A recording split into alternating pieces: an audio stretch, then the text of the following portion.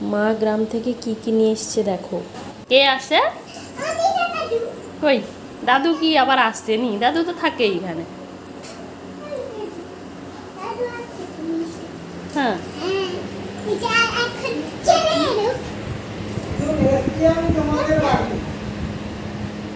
তোমাদের বাড়ি আমি এসেছি।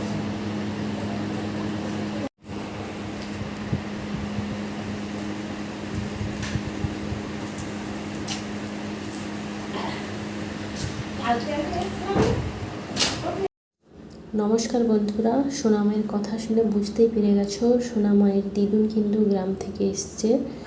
তো দেখো ব্যাগ ভর্তি করে যত পেরেছে বাগানের শাক সবজি সব তুলে নিয়ে এসছে।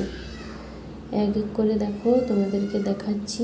এটা কিন্তু পটল শাক ছিল, এটা উচ্ছে, পাকা উচ্ছেগুলোও কিন্তু মা বাদ দেয়নি। তার সঙ্গে দেখো পুকুরের মাছ ভেজে নিয়ে এসেছিলো, আর এই মিষ্টির কৌটোটাও কিন্তু আমাদের জন্য নিয়ে এসেছিলো। তো মা যখনই আসে তো এরকমই শাক নিয়ে আসে, আমিও গ্রামে গেলে নিয়ে আসি, তোমাদেরকে দেখাই। তো দেখলে তো কত ধানকুনি শাক নিয়ে এসছে। আর একটা পটল গাছে দেখো ছোটো ছোটো পটল হয়েছিল, ওটাকেও ছিঁড়ে নিয়ে এসছে আমার মা। তারপরে দেখো জামাই আর নাতনি এই গেঁদাল পাতার বড়া খাই বলে নিয়ে এসছে। শরবতের জন্য পিপলাশ পাতা, কারি পাতা, তারপরে নিয়ে এসছে পুদিনা পাতা, চাল কুমড়োর পাতার বড়া করে খাওয়া হবে, ওটাও নিয়ে এসছে।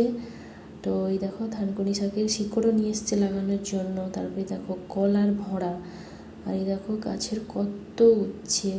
তো